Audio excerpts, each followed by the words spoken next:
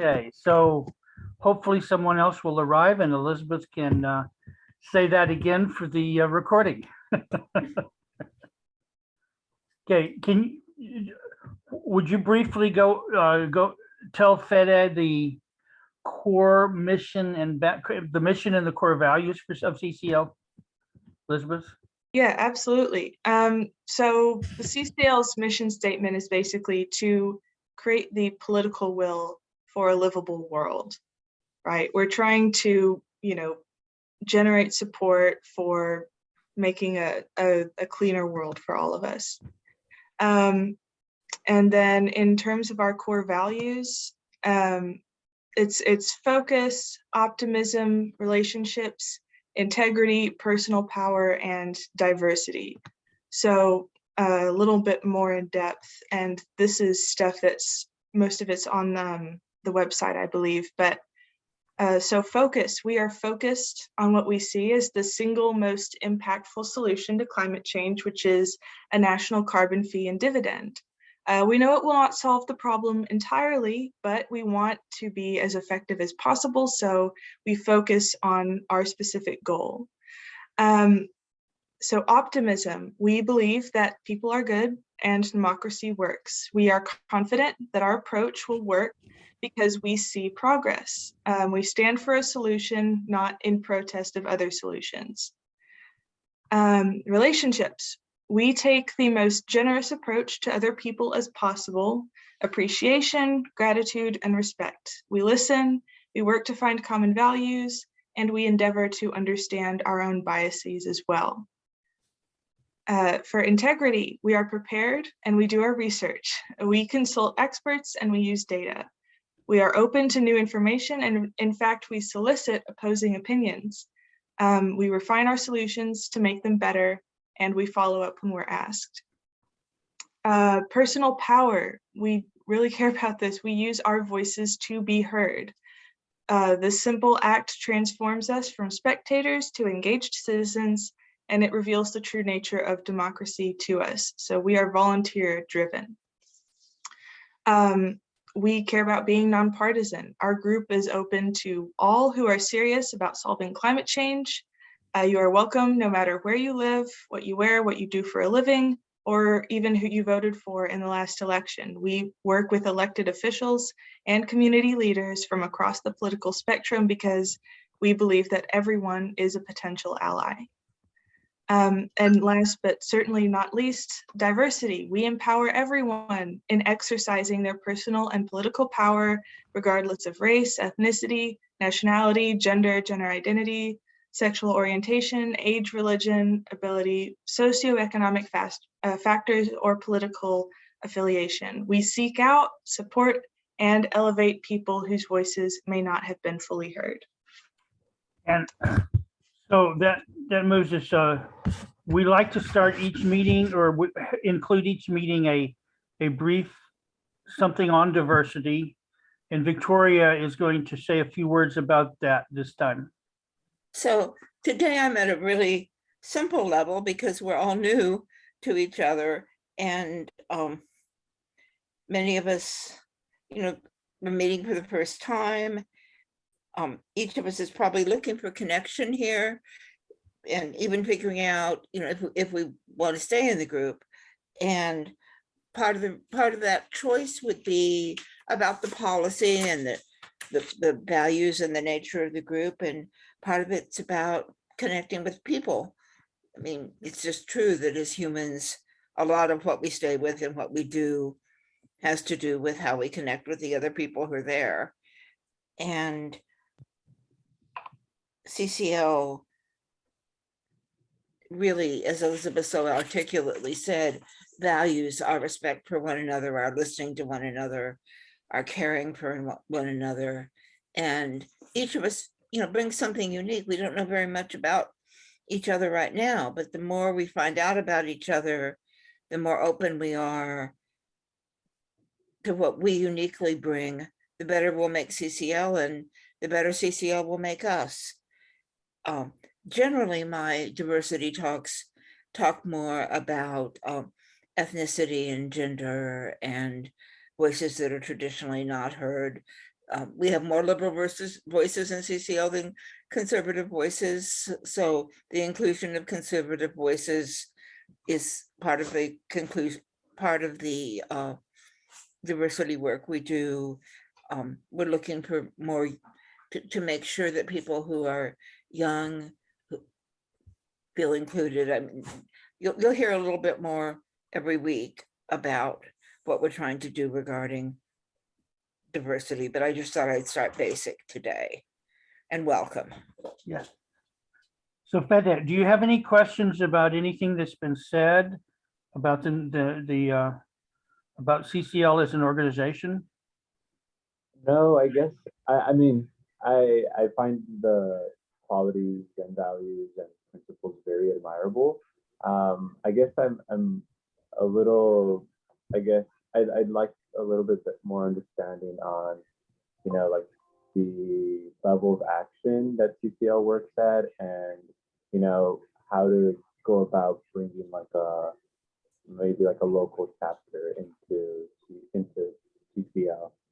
Well, that's exactly the next thing on the agenda. So I will proceed to talk a little bit about that. First of all, this is a unique time. As you are probably aware, the Democrats and the Republicans are not getting along or passing things together very well, leading to a pretty bad gridlock for most things. And the budget reconciliation process is the one way we can get something passed that normally we couldn't. So that is, as you know, that's in process right now. The House has written their 3.5 trillion version.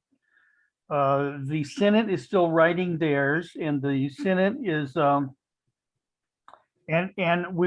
probably back down and cut a bunch out of that 3.5 trillion.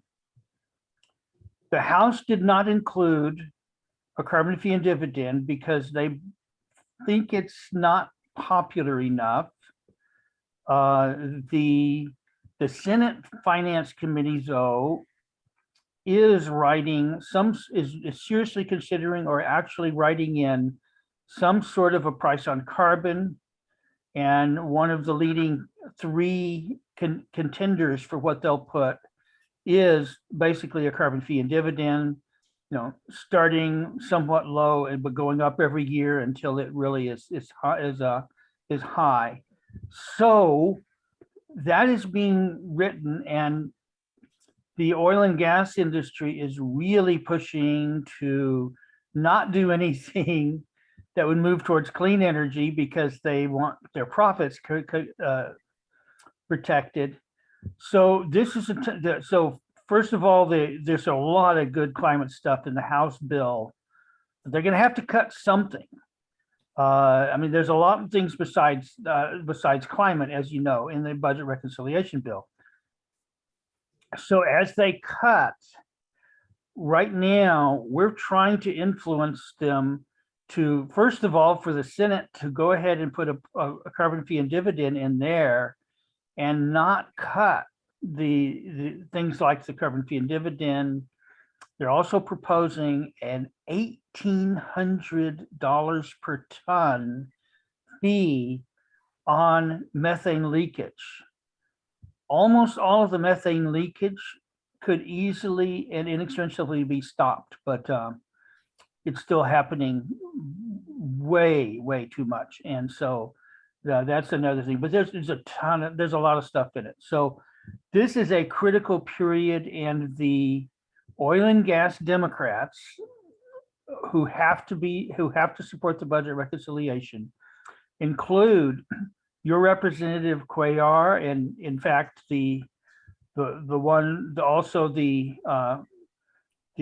Representative Vela, who we invited people to this, but they didn't come, in Brownsville. And so there are a handful, about 7 oil and gas Democrats that we really would like to influence. Congressmen primarily listen to their constituents. They don't listen to others. So you can contact Cuellar every week by email or phone call. And we'd highly recommend it to urge him to keep climate provisions in the budget reconciliation. Okay. Anyway, that's, we also, this is Biden's agenda, that his primary agenda. He is pushing Democrats, Senate and House. He has a lot of people working the Hill. So the administration has a big impact on lobbying, and therefore, we're asking everyone to email and hopefully also tweet. The White House just set up in August their first Twitter account. So if we do those two things, that encourages, and in fact, it's already had an impact. They're now talking about that maybe a price on carbon would be a fine way to go. So those are the urgent things. There's some other things long-term that are valuable to do in terms of action. And the idea is we develop a team. So one person doesn't do everything, but everyone should contact their congressman, but there's various things. So Elizabeth has a short list of some of the other really valuable things that we can and do. And this is on a long-term basis. Whether or not this gets passed, we'll continue to work on whatever CCL sees as the most important next thing. So we either will continue to work on carbon fee and dividend, or if that's passed, they'll pick something else that they think is really important. So Elizabeth? Yeah, so just on other ways to join the climate fight, the first and easiest and possibly one of the most important things you can do, just talk to others about climate and about the issues that we're trying to solve here. Friends, family, just people post about it on social media. Just get a conversation going, because if people are talking about it, they're thinking about it, and they're thinking about taking action on it. Another thing you can do that I've been working on a lot actually as an intern is writing letters to the editor of local papers, and especially the ones around the area where you live, so around Laredo. If the editors at the newspapers pay attention to that stuff. If you're writing opinion pieces, if you're writing letters directly to the editor, they care about that, and they're more likely to actually publish those pieces in their newspaper. So if we can get the newspapers writing about, carbon fee and dividend, that really helps. So right now, that's something I'm working on in Texas's District 23, and looking at a couple other areas right now. If you see a piece that a newspaper has published that's about climate change, or it's about this hurricane season, or they post something about the winter snowstorm we had, that's something you can respond to. That's a great piece that you can, respond and say, hey, thank you for reporting on this thing that's going on with our state, or with Laredo even specifically, if there's something that's going on, and then you can show how that relates to climate change and why putting in a carbon fee and dividend would help resolve that issue, because it's helping to reduce carbon emissions. So that's always something good you can do. And if you want to learn more about that, you can contact me. I'll happily, give y'all my email, and we can talk more about that. There's also something we're doing right now. I believe Bob knows more about this, but our monthly calling campaign. Yes, there's an easy way to sign up, and you get a reminder once a month to go ahead to call your representative senators. Just takes a few minutes. It's a valuable program. Right now, calling about the budget reconciliation is the priority, but on long term, that's a really valuable thing to do. And we can send you the links for anything you're interested in for you to easily sign up. Yeah. Bob, I remember one of the meetings you talked about how sometimes people are hesitant because they're going to call the senator, he's going to answer, or she's going to answer. They don't. You're going to get an aide, okay? And the aide is going to ask you, where do you live? What's your zip code? And what's your message? And you basically say, I'm interested in climate. And in this case, I would like to see something done in the reconciliation bill. Please ask senator or congressperson to support it. And that's it. So that the person on the other end is basically making check marks.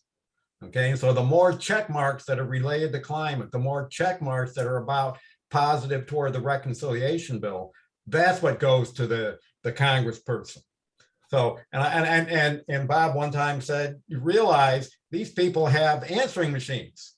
Okay, so if you're afraid of even talking to somebody, call after hours and leave a message.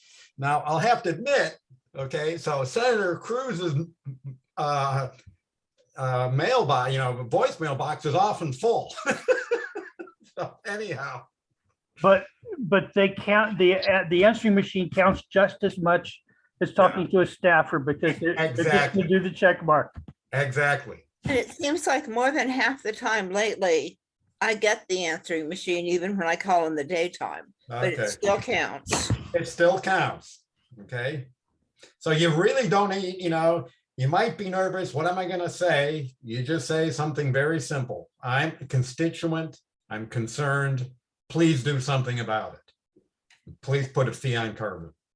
And they're good in their original messages. That they'll say, give your zip code or give your city. They Yeah. want different things, and they say what they want. Yeah. So I was always I'm a nervous caller, and it was really easy because the instructions were so clear. Agreed. Yes. And yeah, and so the last thing we're going to talk about today, and there are always more things, but these are some of the most valuable. Oh, have you mentioned tabling yet, Elizabeth? No, I have not. Okay, do you want to? You want me to? I think you know a bit more about that than I do. Yeah. One activity that I really personally enjoy is setting up tables like at farmers markets, festivals, and people who care about the climate, they can take an action right there at the booth. They can join CCL if they wish or not. But it's interesting to talk to people, and we get people to do this. And so that's an activity that we would look towards hopefully doing at some point in Laredo as well as the other small cities. But it's just a couple hours, and it's kind of interesting. Another one of the most important things we do each year is to meet several times with our congressman, in person with the congressman or the staff people. And Bruce Miglin works a lot with this process. And so he's going to tell you a little bit about that process. Okay, so we form a lobby team. Now, so we actually have our lobby week is starting November 15th. There is the national meeting, which is on the 13th and the 14th. Okay, so we set up meetings with the congressional offices. Somebody asked me, what's the ideal size? Well, if it was virtual, you could get as many people as you want, but you have to be kind of pragmatic. You typically get 15, 20 minutes, half hour, very, very unusual to get an hour with the congressional office. Okay, but there are some very set roles. Okay, so it might be good to have 100 people there watching and listening, but probably only 5 or 6 will really have an active role. So really, a couple days before our national team that are centered in Washington will have a meeting with us and say, this is the latest, here's what I really would like you to ask for. in your lobby meetings. So there's a leader. The leader kind of sets the pace.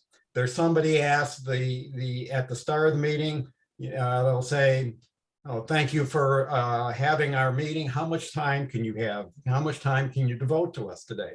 So that person's kind of charged with keeping track on how much time we take during the course of the meeting.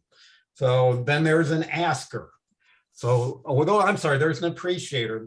Bob or I think Elizabeth was saying, we're not protesters. We go there to appreciate that the Congress people have a tough job. And so we think of something or find something in the news to appreciate them for, okay? When I was in Katy in Texas 22, the congressman was very much against human trafficking, and he did something. And so you would make some comment about it. He was also ex-military, so you made some nice comment about his service to the country. Okay, so there's appreciator. Then you kind of, given the amount of time and the number of people, you kind of go around the room for each of our members at the team. So it really should be kind of a small team. And every person basically says, "This is why I'm here today. This is who I am. And this is why I'm here talking to you today." Then you ask the staffer or the congressperson to maybe do the same thing, okay? And then you try to ask open-ended questions. How do you feel about climate change? What are you doing about climate change? Is there anything we can contribute? Is there anything we can help you with? And you really want the congressperson's office to do most of the talking. That's difficult to do, but that's what we try to do. And then at the end, we have an ask. And the ask might be, "Oh, thank you, Mr. Staffer. Next time, maybe we see the congressperson." That might be an ask. Another ask might be, "Could you support this bill? Could you support this other bill that would have some impact on the environment and the climate?" Okay, so it's kind of a good way to put it is kind of almost like talking around the table. Okay, those people are there to serve us. They know it, but we're there to appreciate their service to us. But we do have an agenda, and that agenda is to try to get national laws passed that reduce carbon emissions and greenhouse gases. So that's kind of it. And as Bob said, I'm Texas 27 liaison. I try to set up the meeting, get the appointment with that office, and I'm sure I'll be at that lobby meeting too. So is that it, Bob, in a nutshell? Let me add that we have had a few constituents for Cuellar, and he is one of the most responsive to constituents of any of the congressmen in the country. He's really big on that. His district stretches from Laredo all the way to San Antonio. We haven't had anyone from Laredo, and that's where his heart is in Laredo. And so your presence on that lobby team will be really valuable. If it's okay, I will give your name to the liaison for Representative Cuellar, Julie Smith, who is one of the group leaders for San Antonio.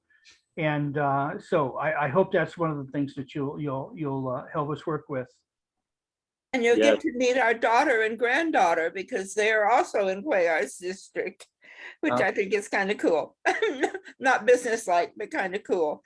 Joanna and Andrea. Nice. I'm looking forward to it.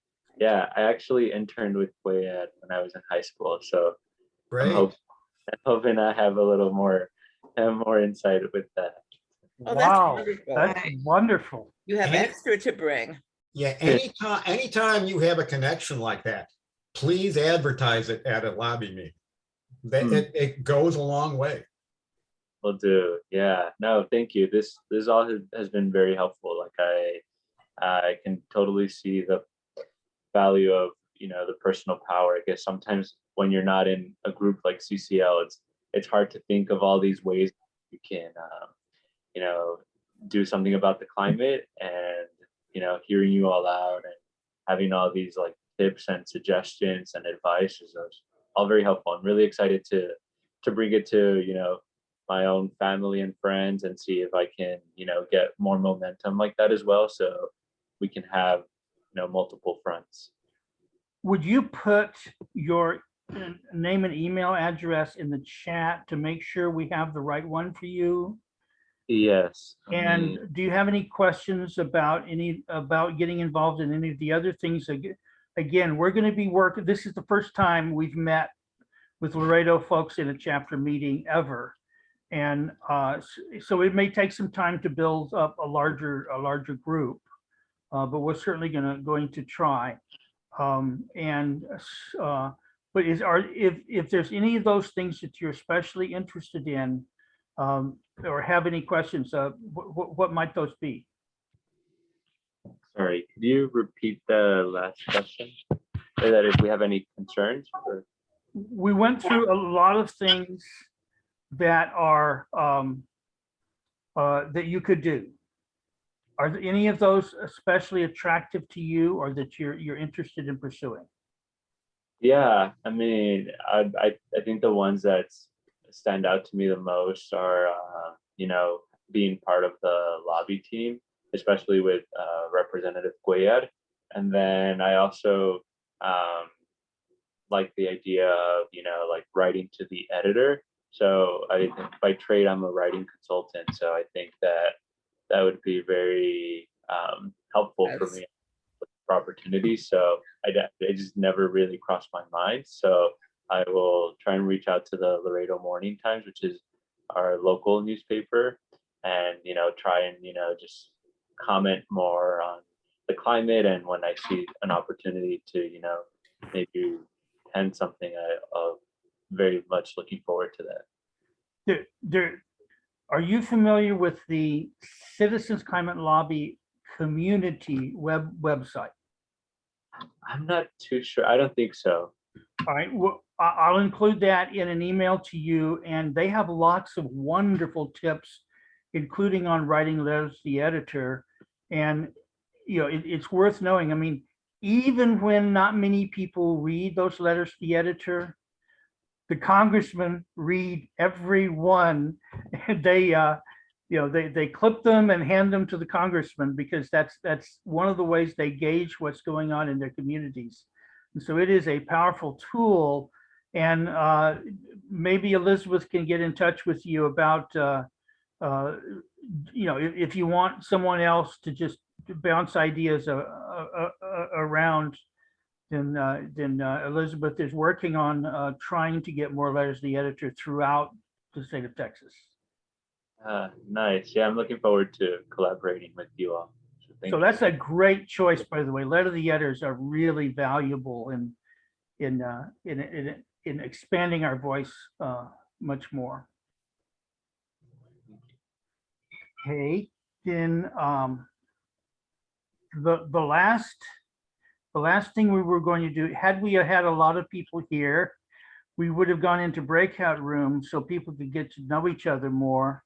But since there's not so many of us, we'll just do that as the whole group. And I picked two of we came up with a list of questions, and I picked two of them, and we'll just do them one at a time. And so the idea is we go around and everyone answers the question. And so the one I'm going to ask first is, what's something that scares you about climate change? And Elizabeth, would you go first?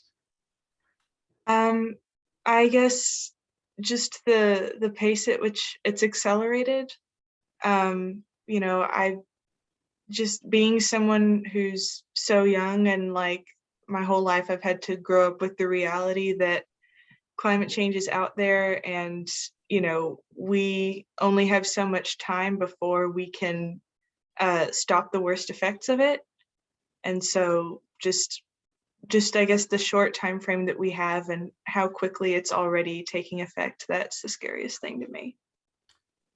Okay, so now pass it on to someone else. How about Victoria?